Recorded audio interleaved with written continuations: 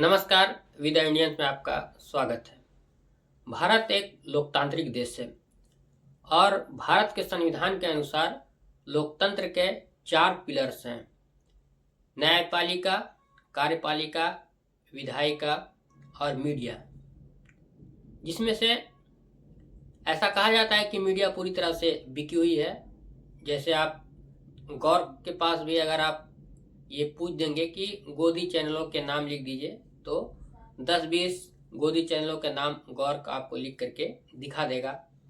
आप ये भी पूछ सकते हैं गौर से कि 10-20 गोदी एंकरों के नाम बता दीजिए, तो गौर 10-20 गोदी एंकरों के भी नाम आपको बता करके एक लिस्ट आपको दे देगा, जिसमें ये बता देगा कि कौन कौन से एंकर्स हैं जो गोदी एंकर्स हैं, यानी कि सरकार के इशारे पर अपना काम करते हैं, मीडिया को चलाते हैं। इस तरह से अब जो न्यायपालिका है, इस पर भी अब सवाल खड़े होने शुरू हो गए हैं। मीडिया तो पहले से ही बदनाम थी, लगातार मीडिया पर सवाल उठते रहे हैं कि मीडिया एक पक्ष का सपोर्ट करता है और निष्पक्ष मीडिया नहीं है। ठीक इसी तरह से एक कांड हुआ और एक कांड के बाद अब न्यायपालिका पर भी सवाल उठने शुरू हो गए हैं। हुआ ये कि दिल्ली हाई कोर्ट के एक जज साहब है यशवंत वर्मा। होली के दिन या उसके आसपास 1-2 दिन आगे पीछे यशवंत वर्मा के सरकारी बंगले में आग लगी। आग लगने के बाद यशवंत वर्मा के परिजनों ने पुलिस और फायर ब्रिगेड को सूचना दी कि घर में आग लगी हुई है, जिसके बाद पुलिस और फायर ब्रिगेड की टीम दिल्ली हाई कोर्ट के जज यशवंत वर्मा के घर गए और वहां पर आग बुझाने की काम शुरू किया। जिसके बाद फायर ब्रिगेड के कर्मचारियों के एक रूम में कैसों का भंडार मिला। हालांकि यशवंत वर्मा जो दिल्ली हाई कोर्ट के जज है, वो उस समय शहर से बाहर थे, कहीं दूसरे जगह थे, लेकिन यशवंत वर्मा के परिवार उस बंगले में थे। और जब फायर ब्रिगेड के कर्मचारियों ने जब वहां पर कैश पाया, तो फायर ब्रिगेड के कर्मचारियों ने अपने आला अधिकारियों के पास इसका सूचना दी कि जज साहब के घर से भारी मात्रा में कैश बरामद हुआ है। जिसके बाद हड़कंप मच गया और ये बात का संज्ञान सरकार के द्वारा चीफ जस्टिस संजीव खन्ना को दिया गया, जो भारत के कॉलेजियम सिस्टम के प्रमुख हैं। जिसके बाद कॉलेजियम एक मीटिंग बुलाती है और मीटिंग में ये तय होता है कि जस्टिस यशवंत वर्मा को अब इलाहाबाद हाई कोर्ट को ट्रांसफर कर दिया जाए। अब कॉलेजियम की इस डिसीजन के बाद सवाल उठने शुरू हो जाते हैं कि अगर किसी आम आदमी के घर पर अगर 15,000, 15 लाख, 20 लाख, 1 करोड़ रुपया अगर कैश मिल जाता है, तो वहां पर ईडी, सीबीआई के छापे पड़ते हैं, इनकम टैक्स के छापे पड़ते हैं और तुरंत उनको गिरफ्तार कर दिया जाता है, जेल भेज दिया जाता है। लेकिन जब एक जज के घर से करोड़ों रुपया का कैश बरामद हुआ, तो कॉलेजियम ने उन्हें सजा के तौर पर सिर्फ दिल्ली हाई कोर्ट से लेकर के इलाहाबाद हाई कोर्ट ट्रांसफर कर दिया। ट्रांसफर वहां किया जहां यशवंत वर्मा पहले से जज के तौर पर काम कर चुके हैं। आपको बता दें कि यशवंत वर्मा पहले इलाहाबाद हाई कोर्ट में ही जज के तौर पर काम कर रहे थे, जिसके बाद उन्हें शायद 2021 में उन्हें दिल्ली हाई कोर्ट ट्रांसफर किया गया था। अब कैश कांड के बाद कॉलेजियम ने फिर उन्हें इलाहाबाद हाई कोर्ट ट्रांसफर कर दिया, जिसके बाद कॉलेजियम का विरोध होना शुरू हो गया। आपको जब ये खबर इलाहाबाद बार एसोसिएशन को पता चली कि जिस जज यशवंत वर्मा के घर से करोड़ों के कैश बरामद हुए, उन्हें इलाहाबाद हाई कोर्ट भेजा जा रहा है, तो इलाहाबाद हाई कोर्ट के बार एसोसिएशन के अध्यक्ष अनिल तिवारी ने कहा कि इलाहाबाद हाई कोर्ट कोई डस्टबिन नहीं है, कोई कूड़ा कचरा नहीं है जिसे किसी को भी ला करके इलाहाबाद हाई कोर्ट में पदस्थापित कर दिया जाएगा।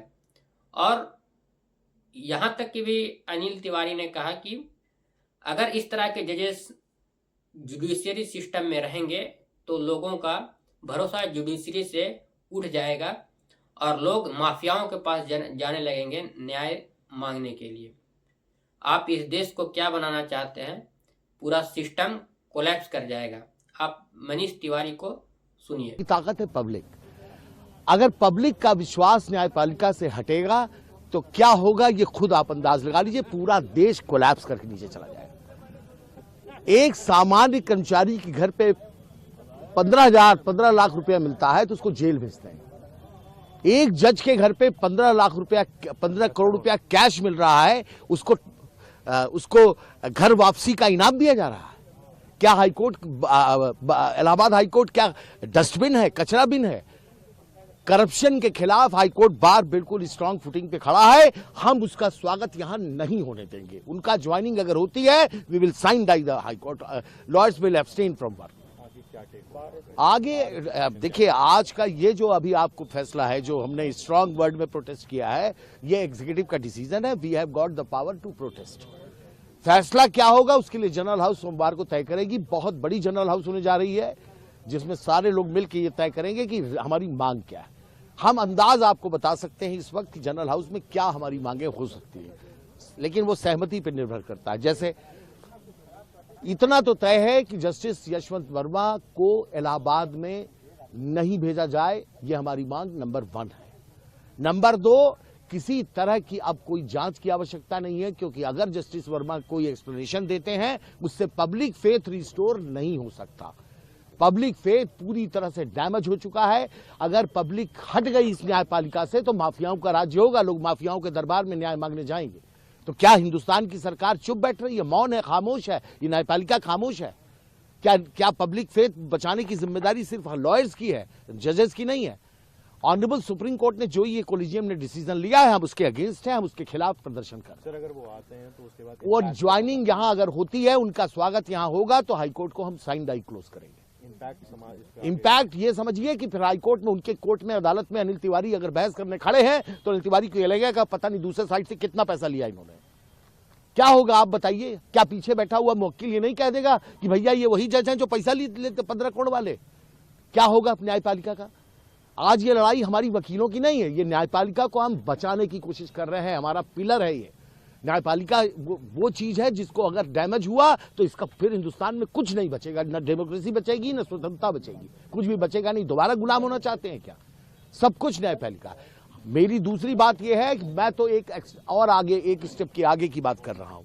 जस्टिस यशवंत वर्मा का न्यायपालिका में फर्दर बने रहना पूरे हिंदुस्तान के लिए बहुत बड़ा खतरा है, कलंक है। इसलिए उनको तत्काल प्रभाव से उनको रिजाइन कर देना चाहिए।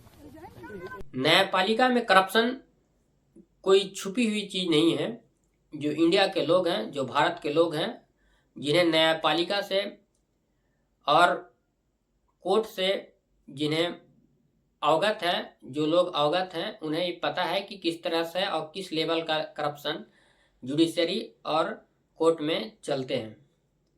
हालांकि ये जो करप्शन चलते थे वो बाहर आकर के पता नहीं चलता था, अंदर ही अंदर ये सारा खेल चलता रहता था। लेकिन अभी कुछ दिनों से जिस तरह के फैसले आ रहे हैं कोर्ट की तरफ से, उससे ये पता चलता रहा है कि किस तरह से और किस लेवल का करप्शन कोर्ट में चल रहा है। आपने देखा होगा कि जजेस को किस तरह के रिटायरमेंट के बाद इनाम दिए जाते हैं, और ये इनाम दिए जाते हैं तो ये इनाम के बदले जज को अपने कार्यकाल के दौरान उससे क्लाइंट के फेवर में फैसले देने होते हैं, जिसके बाद फिर रिटायरमेंट के बाद उन्हें इनाम के तौर पर कभी राज्यसभा सांसद बना दिया जाता है, कभी किसी पद का, किसी इंस्टीट्यूशन का अध्यक्ष बना दिया जाता है। तो इस तरह से पहले चलते आ रहा था। लेकिन अब तक के कैश कांड का मामला ये पहला मामला है जिसमें किसी जज के घर से कैश बरामद हुआ है। अभी जो खबरें छप रही है उसमें ये पता चल रहा है कि कैश 15 करोड़ के आसपास थी जो यशवंत वर्मा के घर से निकाला गया था। कहने का मतलब है कि अगर इस तरह से जुडिशरी काम करेगी तो इस जुडिशरी पर लोगों का विश्वास उड़ जाएगा, और लोगों का विश्वास उड़ जाएगा तो ये सिस्टम पूरी तरह से कोलैप्स कर जाएगा और कोई जुडिशरी और कोई अदालत के सामने जाना पसंद नहीं करेगा।